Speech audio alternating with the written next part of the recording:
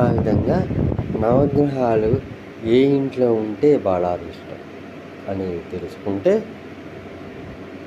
దాన్ని బట్టి మనం ముందుకెళ్ళచ్చు అన్నమాట. ఉదాహరణకి సింహలగ్నం ఉంది.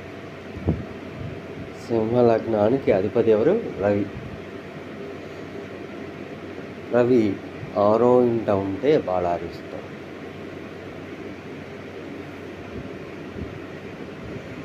చంద్రుడు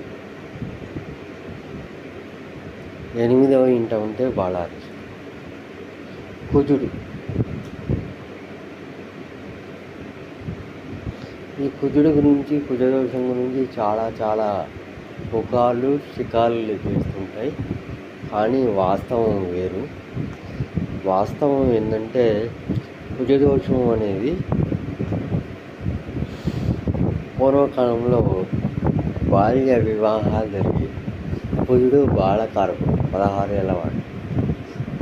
కుజదోషం అనేది 16 ఏళ్ళలోపు వాళ్ళకే వర్తిస్తుంది.